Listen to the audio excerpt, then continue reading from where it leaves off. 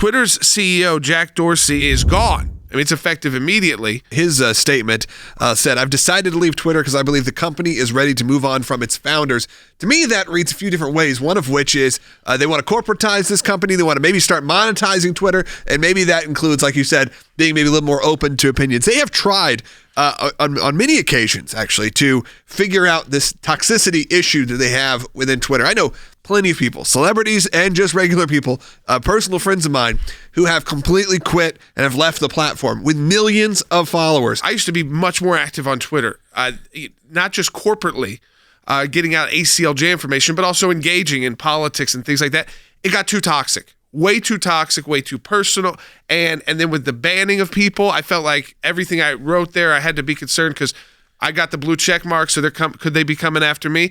And so I'm very careful with it now, which is not what Twitter was supposed to be. No. It wasn't supposed to be a place you have to watch what you say if you're a conservative because you might get banned. Jack Dorsey has made himself the focal point of disappointment with Twitter because he has become a hot and heavy social justice warrior. This has also propelled Twitter to give up on being a public forum for public debates. So Twitter has instead become a hateful medium that has been toxic to conservatives and to conservative opinion. The public forum was defined as the highways and the byways, the streets, the sidewalks, the college campuses.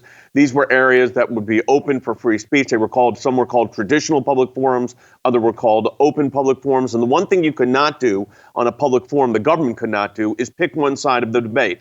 That was called viewpoint discrimination. The new highways and byways became the social media platforms like Twitter.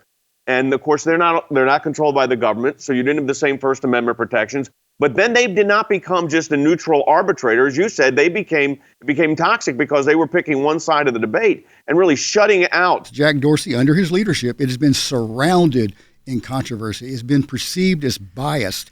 He has allowed his personal political opinions, I think, to cloud his judgment as the leader of this company.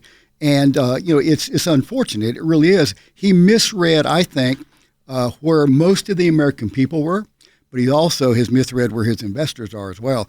It's time for a change, and color me optimistic. I hope it will be a change for the better, and it'll go back to being an open and neutral platform in social media like it was when it first started out. When it comes to at least level the playing field. But a lot of people have left these social media platforms for others for precisely that reason. The way you handled speech in the old days, when I was litigating these cases, was you would allow for robust free speech. That it's robust, all right, but now it's nasty. And nasty and threatening and generally not a conversation.